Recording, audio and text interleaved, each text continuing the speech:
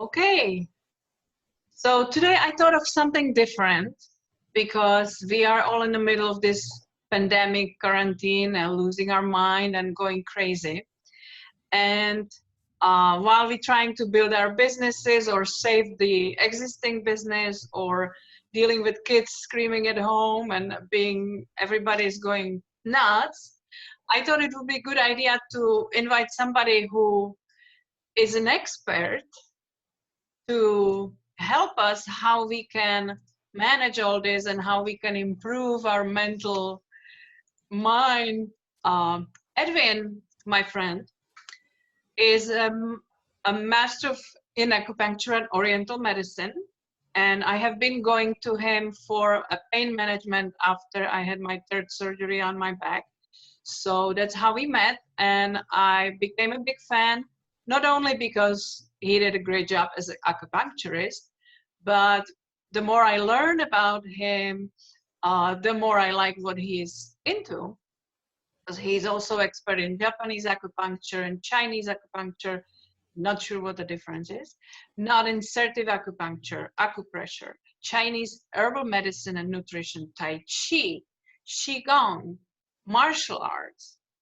He's a super nice guy. And then when I learned that he's also major in English, then I immediately used him to edit one of my books that I started writing. So we go back a long way, and I'm so excited. Edwin Brown from Connecticut. Welcome to my first Zoom. Well, thank you for having me. So it's fun to have you and fun to see you because we haven't seen each other now for another 8 years since I moved to Florida.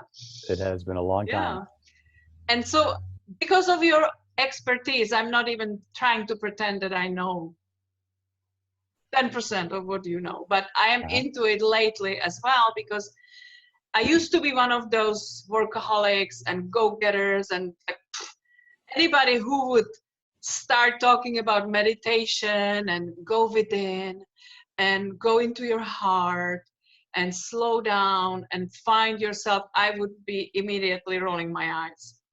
If not on the outside, definitely on the inside, because I was like, oh yeah, give me a break. But eventually you learn your lessons throughout your life.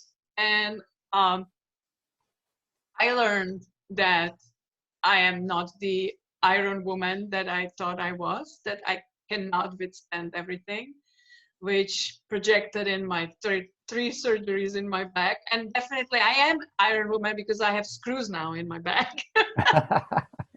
But I learned to slow down, and I learned that we have to really do more than eat healthy and exercise occasionally, that we have to do more if we want to sustain all that stress and everything that control us. We can actually take step back and do things that will help us to control the stress instead of letting it control us. And so I learned my lessons, and I'm doing a little bit every day. I'm getting better at it, but there'll be nobody better to talk about it than you. So I would like you to ask if there are people that are in a similar boat that I am, that kind of starting to understand that we have to do more, but are really novice in it.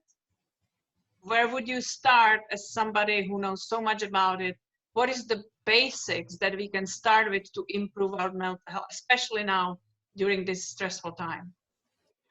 So you actually mentioned some very important things, and I'd like to just touch on those if I may. Yeah. It's a very common thing for people to have your response when it comes to meditation, when it comes to taking care of yourself, or when it comes to having that internal journey. I was incredibly fortunate to have a teacher who started when he was a child. And so he's a direct example of what happens when you begin at a very early age, when your mind and your body are both malleable and flexible. And he taught me a lot about energy as it regards yin and yang, which are some of the terms that we use in Chinese medicine. Mm-hmm. One of the things that he was very insistent on was making sure that we were relaxed while we were becoming stronger. Right. So you mentioned being an iron woman. And I think a lot of people when they think of strength, they think of being firm Right. and strong. Yeah. Yeah. But it is the tree in nature that has the capacity to be flexible that can survive the storm. Yeah. The Because you tree are that is actually resisting when you are firming up. You. exactly, Yeah. Yeah. exactly. I won't get too much into the physiology behind it, but there's a lot of evidence showing that when you are more relaxed mentally and physically, you actually benefit more from exercise. Yeah. When you're too strong, when you're too tight, when your muscles are too tight, for instance, blood doesn't flow as well to the joints, and the Yeah. joints are where we are most susceptible to injury. So his experience of growing up in martial arts benefited all of his students, because here he was when I met him. I think he was in his 40s. I was in my 20s, and I could see that he was clearly a very strong person, but he could do things that the rest of us couldn't do because he had learned over the course of 30 or 40 years how to relax into being strong. Right. And there's a very famous Chinese philosopher named Lao Tzu, who once said, "The strongest thing in the universe is quickly overcome by the softest thing in the universe." And that's just simply yin and yang. Mm. So when it comes to our mindset, and when it comes to who we are, how we are physically, it's important to learn how to relax into our strength. And that's a Interesting. process. Interesting what you just said too, because it reminded me what my trainer used to say or keep saying. The mindset is such a huge part of all this. And we were talking about all these bulky guys that are in the gym, like trying to lift, I don't know, 300 pounds, going crazy and screaming in pain, and they will just do it and do it. And he said, and my personal trainer looks like accountant. I was always joking with him. He's like accountant. He's really petite. He has great muscle, but he's not bulky guy, you know, like he's not your type of trainer that you have in mind. But Yeah. he said, I bet you if it came to who will survive more, like a Navy SEALs, those bulky guys don't survive necessarily longer than some maybe less built guy who has a stronger mindset and Yeah. determination. It's funny because I was actually one of those big bulky guys when I first No graduated kidding. from. I never knew that about you. Yeah, yeah. When I first got out of college, a very good friend of mine, who I'm still very good friends with, he and I decided to start lifting weights together. And for about 2 or 3 years, I was lifting Wow. weights. I was in the gym 4 or 5 days a week, 2, 3 hours. I put on a lot of bulk. Mm-hmm. And through circumstances in my life, when I started to train with my judo instructor, I realized that I was too bulky and I couldn't move. It was in a way, actually. It was, and it was the Oh. small guy that was just bouncing around me that kept throwing me because I Oh, couldn't do what wow. he could do. In the first year, I think I lost about 20 pounds of just, I slimmed down. Yeah. I ran into the friend of mine who I was lifting weights with. I hadn't seen him in about maybe 3 or 4 months. And he looked at me and he says, "Wow, you've really lost a lot of weight." And I said, "Yeah, and I feel great." And Yeah. it was at that point that I realized the importance of strength and flexibility, and how the two go hand in hand. How did you get into the attraction to the Chinese and the Japanese medicine, which is really like thousands and thousands years old? How did it come to your life? So I'll give you the short version. Okay. Back in college, I started to study Shotokan karate, and I was fascinated by the philosophy. And I also quickly found out that I was a little bit clumsy, so I wasn't very good at the physical aspect of it, but I Mhm. loved the philosophical aspect of it. When I graduated from college, I decided that I wanted to continue to train in martial arts. But when I moved back to Connecticut, I couldn't really find a good teacher. I went to several places, and you know how when you meet someone, you get a feeling. Yeah, Well, I would meet these guys in these dojos, and they were like, "Well, we like to fight. We like to do this." And I said, "Okay, yeah. no, thank you, not for That's me." not what it is. Yeah, it's you And have to resonate with that person on different level. absolutely. So a friend of mine who knew that I was interested, he kept inviting me to his dojo, and I would go and I would meet his teachers, and I just knew that that wasn't for me. Um, one day he says, listen, there's a guy that's coming down. He's supposed to be pretty good at what he does. And I decided, okay, fine. You know, he's been asking me for months now to go back. I went, I figured I'll stay for 20 minutes and just listen to what the guy says and then leave. I wound up staying for 2 hours. Mm-hmm. As soon as he started to talk, as soon as he stepped out onto the mat, I thought, that's my teacher. And I signed up on the spot, and I studied with him for about 16 years. Wow. How old were you when you started? I was just about 25 years old, which is actually old in the martial arts world. So there's a limit to what you can learn at that age, but really what I was interested in was the mental aspect of it, the spiritual aspect of it. About 2 years into studying with my judo instructor, I was one of those guys that sat in a cubicle and I typed all day long. And one day when I showed up to class, instead of having a class, our teacher gave us a lecture, and the lecture was on acupuncture and its traditional role in martial arts. And I was absolutely fascinated. I went home that night and I thought to myself, okay, I think I want to do this. But then I started thinking, well, you know, I have to pay rent, I have to do this, there's all these different obstacles. And so I just kind of mentally said, okay, I mentally created obstacles that were only there because I created them. Yeah. Well, life intervened. A month after that lecture, I got laid off. And so all of a sudden, I didn't have a job. I didn't have a sense of what I was going to do with my life. But I had one feeling that I came away with, and that was, I never again want to be in a position where somebody else decides if I can work or if I cannot work. And that was the impetus for me to think, okay, I'm going to create my own career. Yeah. And I started thinking about the acupuncture again and really started to look into it. Fortunately, I did get another job in a relatively short period of time so that I could support myself. But the time that I had off was the time that I spent researching, what do I need to do?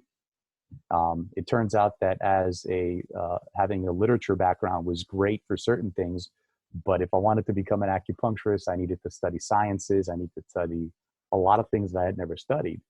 So I went to school at night for about 2 years just to get some of the prerequisite courses.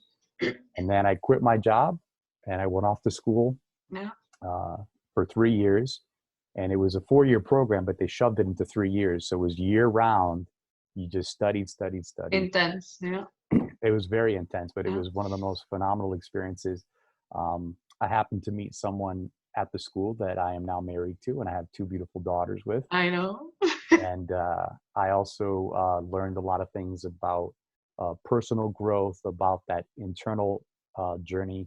And I also learned a lot about things like Tai Chi and all the other things that I can now share with my patients. So 18 years later, here I am. Well, currently I'm not doing it because of the pandemic. Yeah. But it has been an incredible journey and an experience that I don't think I would have ever had it not been for those, steps that led me to that point. But you know, there's one thing that I was thinking about when you were saying the journey and how you decided that you won't be in position again, that somebody else controls your life. Yet here we are kind of again, but this affected the entire world. Yeah. And there is a difference between people that just panic and go crazy and they just like start really going into even depressions. Yeah, absolutely. Or people that look at it and decide, and I was trying to speak about this at the beginning of this whole craziness, that when you are stressed out of your mind, which obviously most of us are, because there are many things that we cannot control. The best approach I see is to concentrate on things that I can control. So what can I control? I can control my destiny. I can control my family. We can be practicing safe, interactions with people or not interact with people. We can control certain things, and we can also use that free time to create new future or to build on what we already have, just like we were talking about that you will be creating now, to shift some of your knowledge also online, because so far if you don't see your patients, you are out of job, kind of, right? So it is kind of lesson again to make us stop and realize what we are doing with our life, how much pressure we put on ourselves, and maybe it forced us to slow and take another look on what we do and how we do it coming out of this, which would be, I think it could be beneficial to all of us. There is an opportunity for us to learn about a lot of things because of this. It's funny because I too had the same thought that here I am, someone else is now, or something else is now dictating whether or not I can do what I do.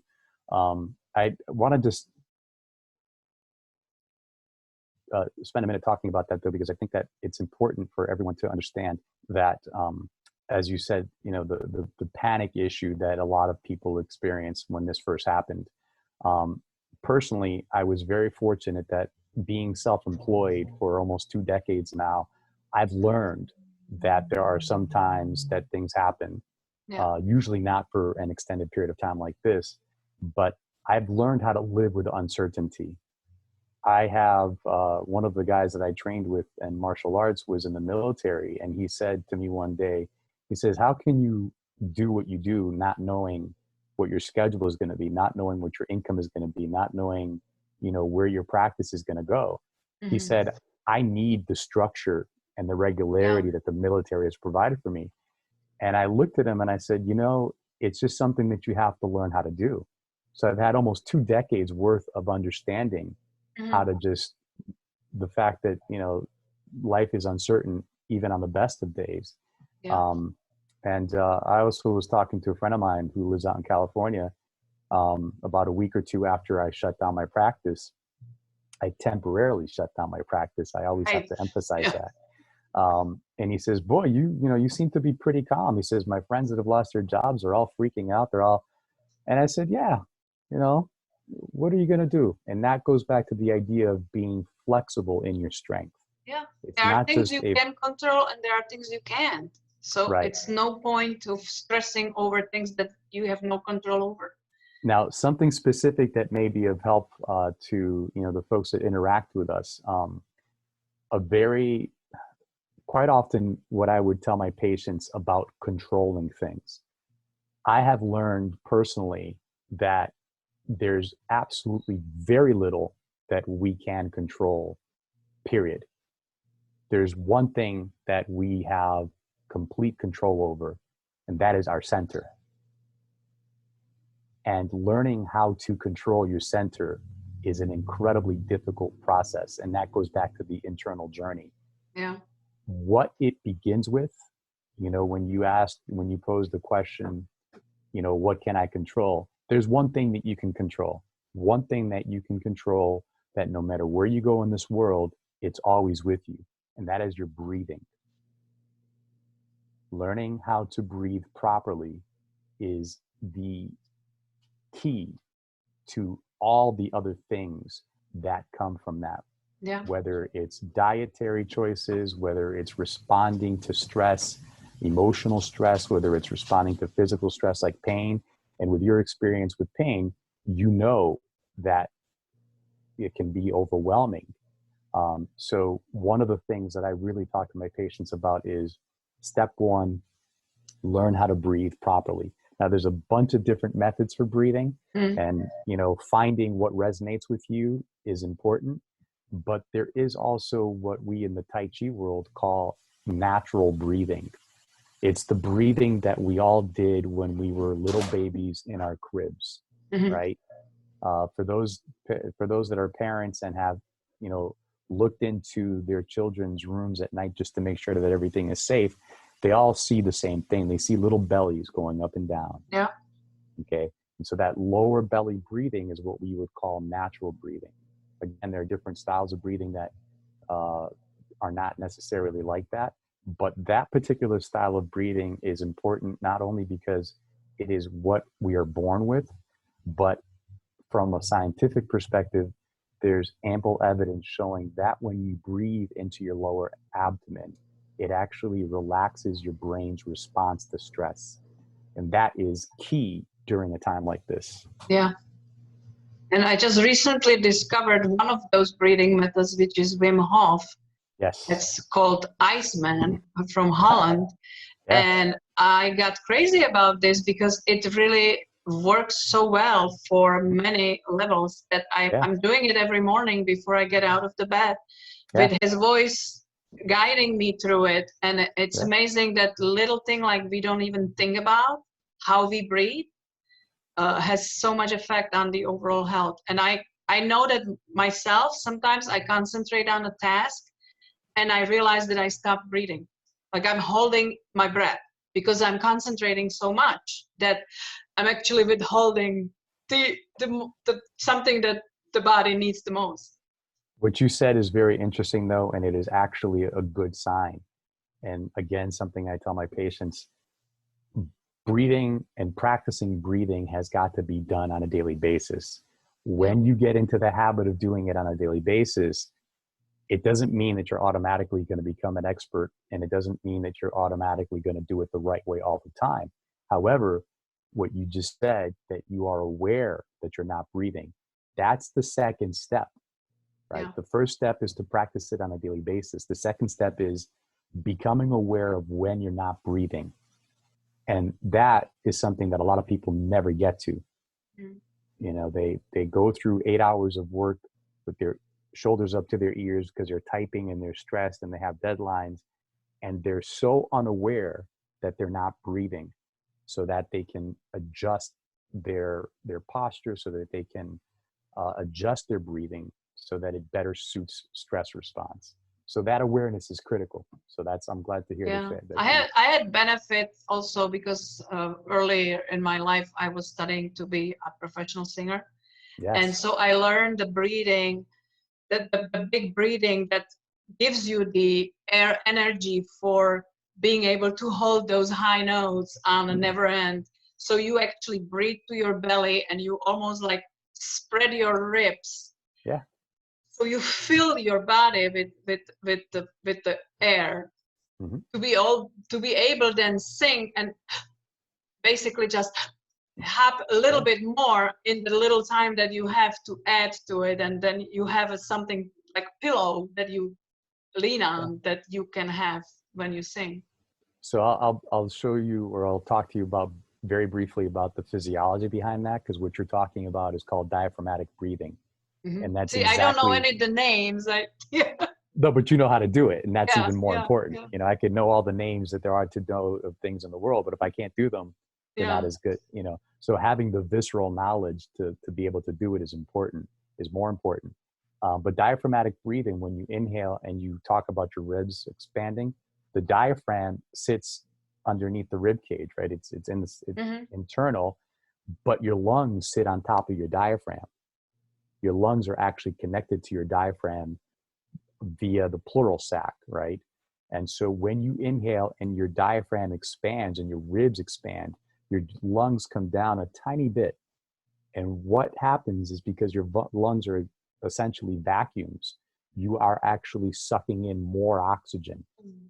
And that oxygen gets deeper into the lungs, into the sacs inside the lungs called the alveoli. That is where the oxygen gets into your bloodstream. So by breathing that way, you're actually absorbing more oxygen.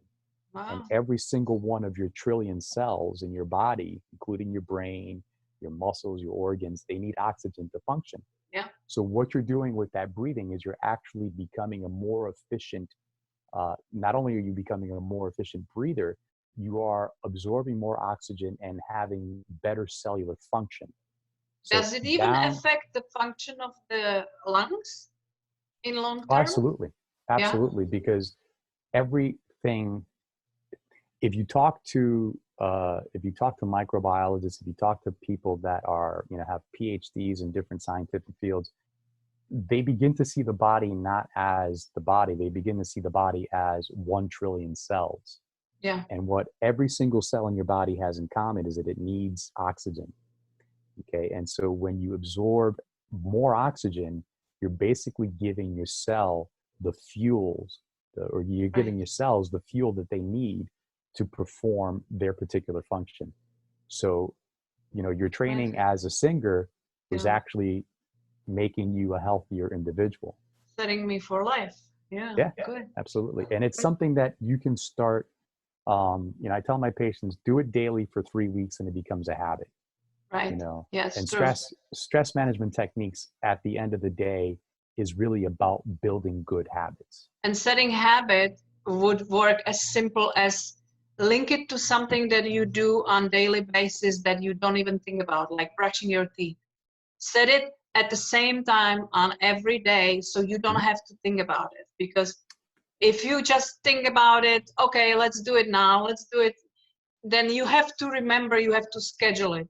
When you set it up as a regular thing, when you don't even think about it anymore because it becomes as natural as brushing your teeth, then you just set a new habit for yourself that is going to set you for a good day of work. That's exactly right. That's exactly right. So can we go back to like the 3 maybe basic things that we can do right now to help us boost our immune system and help us deal with stress and manage the entire emotional situation a little better? Absolutely. There are lots of different things that you can do. And I've been thinking about it a lot this lately because I've been in constant communication with a lot of my patients through email, through phone, through video chatting. And the more I thought about it and the more I listened to what they needed, there's 3 basic concepts that I feel are a good start. And you can move beyond that. But the 3 basic things that I think are important are to stay physically active. Okay.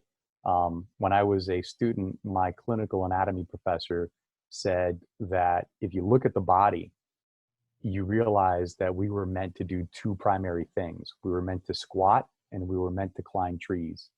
And that's because the largest muscles on the body, the gluteal muscles and the latissimus, which are the muscles on the side of the body, on the back rather, they are the largest muscles and therefore the ones that are most likely to be used and to have developed through the process of evolution. And so what those 2 things have in common is that it requires movement. So physical daily movement is very important. Now that can range from yoga to Tai Chi to using a personal trainer. It or really has simple to walking. be.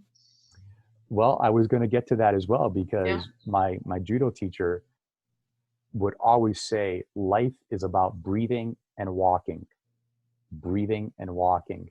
However, proper breathing and proper walking. In the Japanese culture, especially in the martial arts, they talk about shizentai. Shizentai means natural body stance.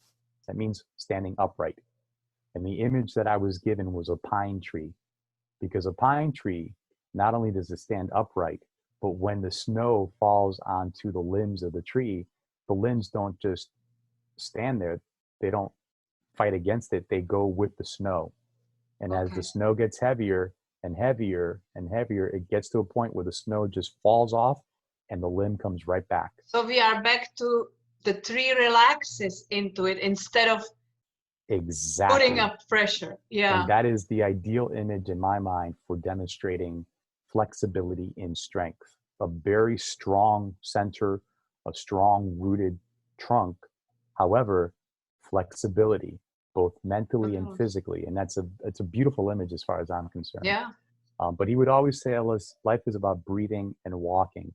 So as far as daily activity, like I said, you could do things that, resonate with you. I personally like Qigong and Tai Chi. Some patients like yoga. Some people like personal trainers. Whatever gets you moving. There was an interesting study some years ago where they studied pockets of populations throughout the world where people live to be an advanced age and healthy. And they called these blue zones. And they tried to figure out what it is that they all have in common. And the one thing that they all had in common was that they were constantly moving.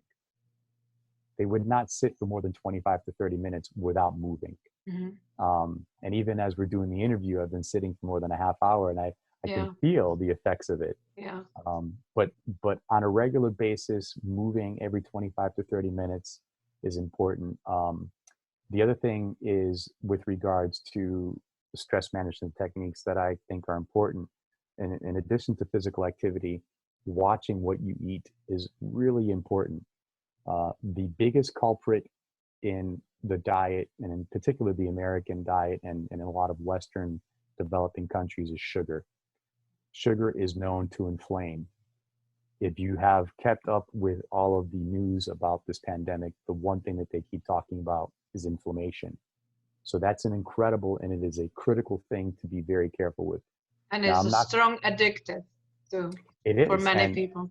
to be perfectly honest, in the last month, I have seen my sugar craving increase a little bit. And so when I do, I think, okay, time to do other things to counter that. And a very simple thing to do is to drink water. And hydration is also very important. Drink water with lemon is a good idea because the sour taste is a good way to curb the sweet. Um, and don't beat yourself up if you see that you're starting to do a little bit more, but just don't let it get out of hand. And again, that goes back to good habits. The third thing that I would say as far as stress management is to spend time in nature. In Japan, they As actually much have as you can right now, because as much as you can and as safely as you can. But there's a lot of studies, especially in Japan, where they promote what they call forest therapy. The idea is that you spend time in nature because nature provides us with a lot of the microbiotic organisms that we evolved with as humans. And those microbiotic organisms help us to become stronger in terms of our immune system. There's also another very interesting thing that they're studying called phytochemicals. And with your background in cooking, you may have come across phytochemicals in terms of vegetables and fruit and the importance of those phytochemicals for the immune system. It turns out that you may actually be able to inhale them as you're walking through the forest because the trees are putting this off. That's something that I need to look at a little bit more closely so that I have not only more information, but up-to-date information. That would be breakthrough information for somebody who hates vegetables.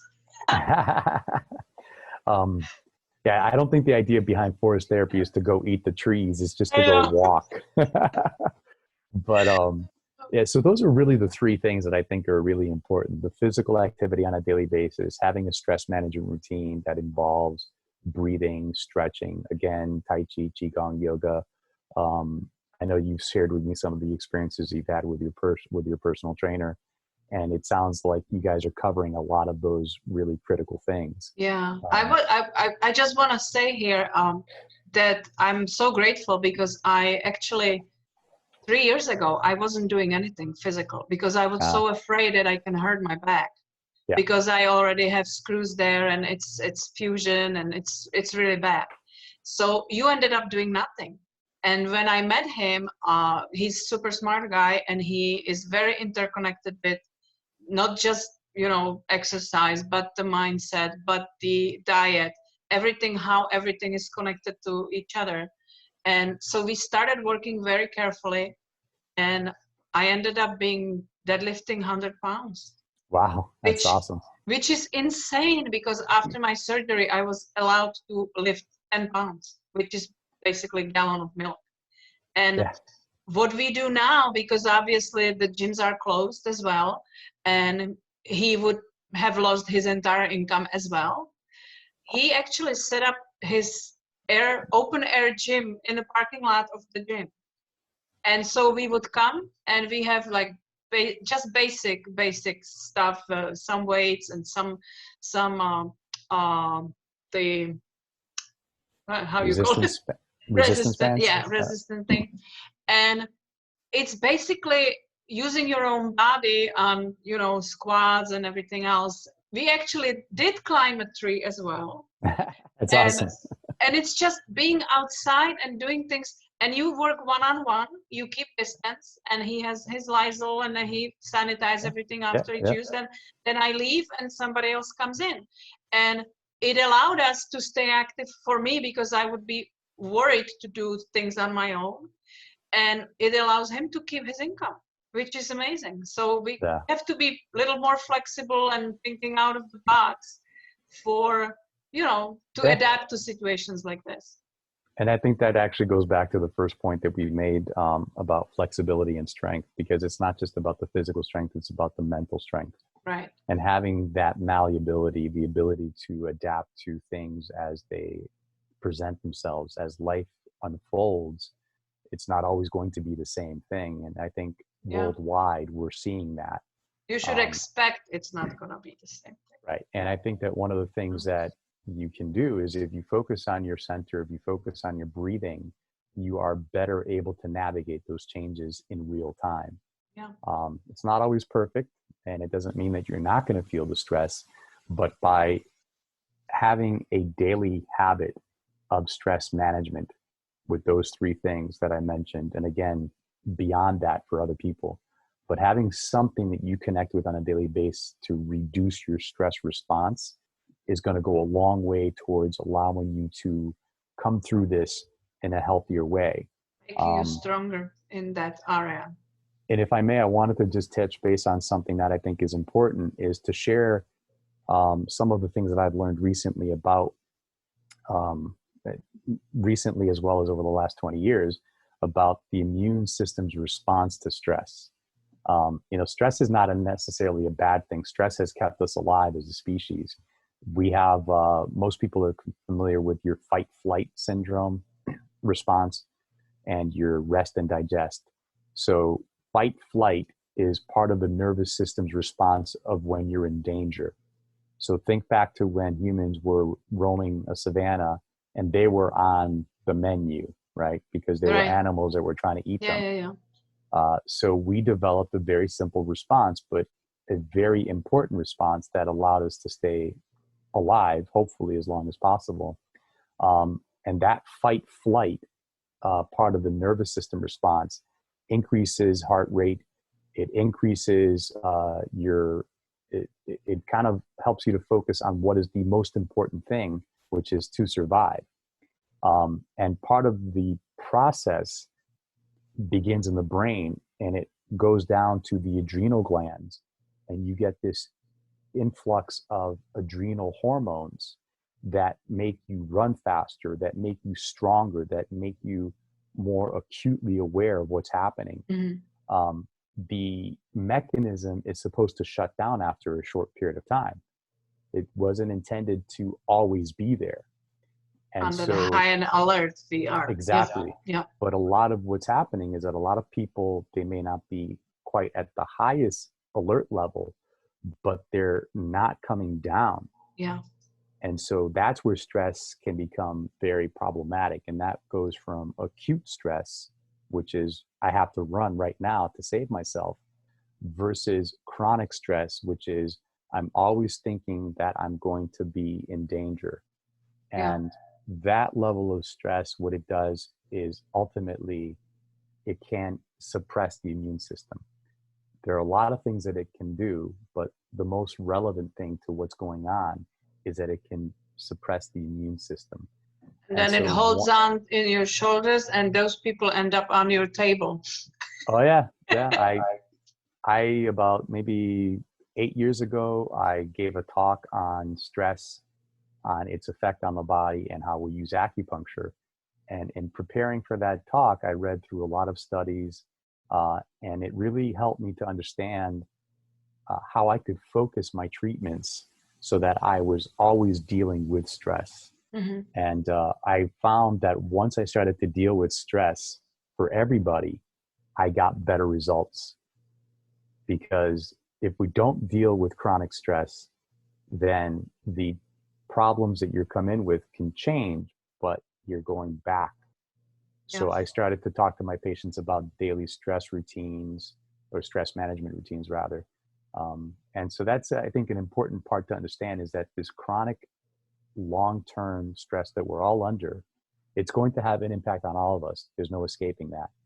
But the level to which we are impacted, the level to which it has an adverse effect on our bodies, we can control that if we have a simple daily stress management routine. And I would also add something that I was suggesting to my fans or readers Hmm. that the one thing you can control as part of your diet is also what you absorb as a news, what you surrounding yourself with, what kind of people, what kind of energy you allow into your life. If you are Absolutely. constantly sitting on a phone and updating information, how many dead and how many what, you're just going to go nuts. You Yeah. have to decide, and that's the control of your mindset. You have to consciously decide, all right, this is the situation. There's nothing I can do about it, but I will keep myself informed, but I will limit myself Yeah. to the ongoing flow of negative news on Yeah. me, because you cannot possibly come out of the stress or concentrate on something that you can actually grow and use the time to study something or prepare your business for something and be be alert if you Yeah. let this take over your life. So that's Yeah. part of the thing that I think we can control is our mindset and conscious Yeah. decision how to manage your day so you give in for yourself as putting your air mask on Uh-huh. yourself first so Yeah. you can help That's others, that's and exactly right. Yeah. so you control your breathing, you control what you eat, you control what you absorb as the news or Hmm. even the conversations you have with your loved ones. There are people that are just constantly stressed out and they want to leave it on everybody else, or just being calm and being that source of calmness to we will get Yeah. over this and we will be okay. That actually reminds me of two things. The first is years ago, I was talking to my teacher about, how do you deal with negative energy? And so I asked him, I said, Sensei, how do you deal with negative energy? And I thought he was going to tell me, well, you have to breathe and you stand on one leg. And I thought it was a very Right. complicated Yeah, thing. yeah, And he looked at me and he says, get away from it. right. That's And the then only thing. it Yeah, was the simplest and the most obvious answer, just get away from it. it's true. And the second thing that it reminds me is that there's a difference between being informed by the news versus being overwhelmed by the news. Yes. And so, like you said, you stay up to date, but then you say, okay, time to That's move it. on to other Yeah, things. yeah, Yeah. yeah. And so it's so easy because people spend time on Facebook.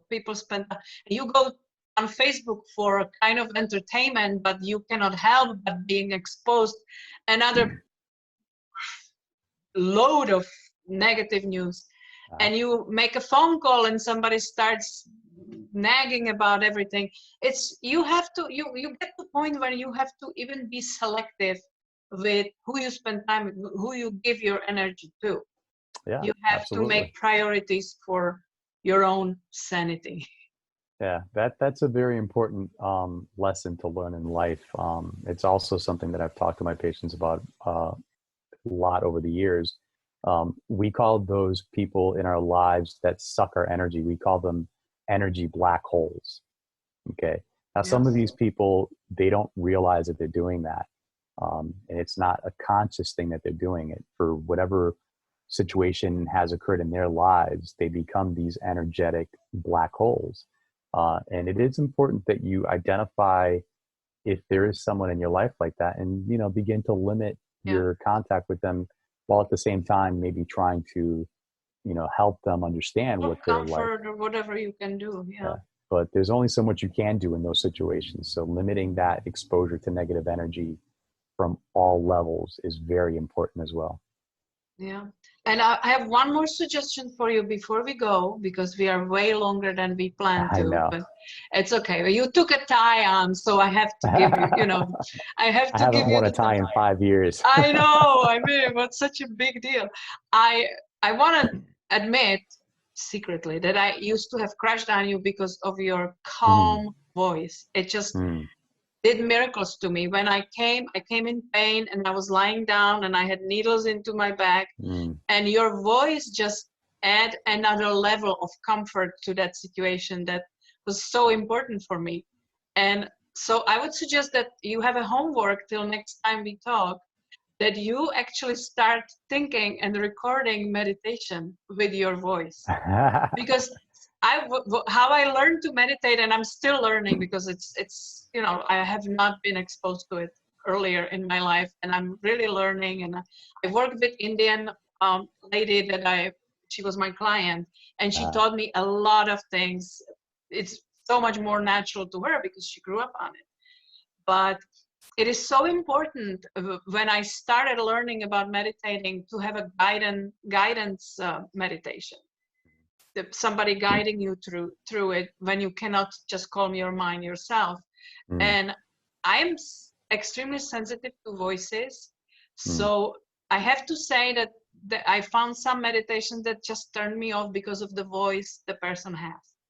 So you have to promise me you will think about it, and you will set up a meditation recording for us as a guided meditation with your voice. Oh, it's funny you say that because I've heard that many times over the years, and people asking me to do just that. Well, have you done it yet? Well, now that I have more time on my hands, I'm actually thinking about what the best way to do that would be. It really, it would be great. Yeah. I have a long list of ideas and projects, and that's actually one of them. Well, one thing at a time. Exactly. All we can do. But I would definitely encourage you to do that, because there's not many people that have that effect on others with their voice. There is some peace coming from it. It's just extremely comforting. Well, it's funny because I wasn't always that way, and I think a lot of it had to do with the disciplines that I had been studying for a few decades now. In particular, the breathing. One of the things that my judo instructor used to always talk to us about was learning how to find the calm within the chaos. Okay, just like a hurricane has an eye that is calm, and everything around it is chaotic. And that's actually part of that internal journey that we talked about at the very beginning of the interview. And when you have that sense of speaking from your center, it is something that I think has the impact that you're talking about on patients. And it's something that we could all learn, you know, and even how we speak to ourselves internally, that internal dialogue has an important impact on our mental well-being. That's a big part of my work to show. As soon as I get my guided meditation together, I'll let you know. Perfect. Promise. All right. Well, thank you so much. This was amazing.